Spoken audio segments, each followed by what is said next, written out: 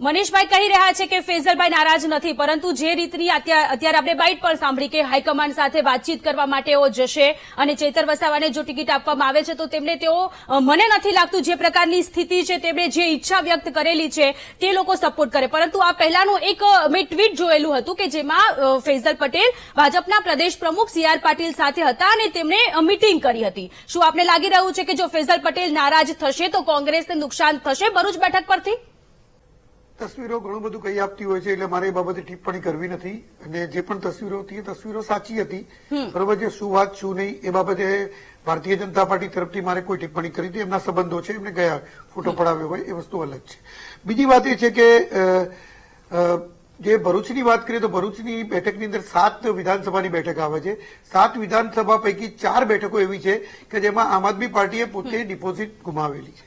અને બીજું કે જયારે જે પક્ષ પાસે ગુજરાતની અંદર જનાધાર જ નથી, કોંગ્રેસ પાસે નથી, આમ આદમી પાર્ટી પાસે નથી, તો પછી વેચવાનું શું?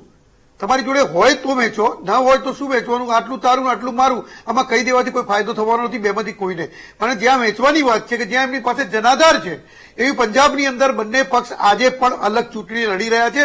એટલે આને ગઠબંધન ન કહેવાય. આ તો જ્યાં તમે હારો છો ત્યાં તમે ભાગ પડીને રમો અને જ્યાં તમે જીતો છો ત્યાં બધું મારું અને આપણે વેચી લઈશું, આવી વાત છે. એટલે આ તકવાદી લોકો છે. અને ગઠબંધન તો એ કહેવાય કે જયારે આખા ભારતની અંદર તમે એક સાથે ચૂંટણી લડતા હો કે આ સીટો વહેંચીને ચૂંટણી લડતા હોય એને ગઠબંધન કહી શકાય. અને ગઠબંધન નહીં કહી શકાય. આજે મુકુલ વાસનિક પોતે સ્પષ્ટ બોલ્યા છે કે પંજાબની અંદર બંને પક્ષો અલગ અલગ રીતે ચૂંટણી લડશે.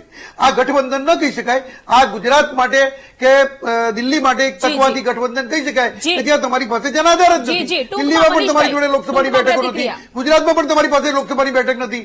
તો જે આવે ફાયદો કદાચ એવું છે.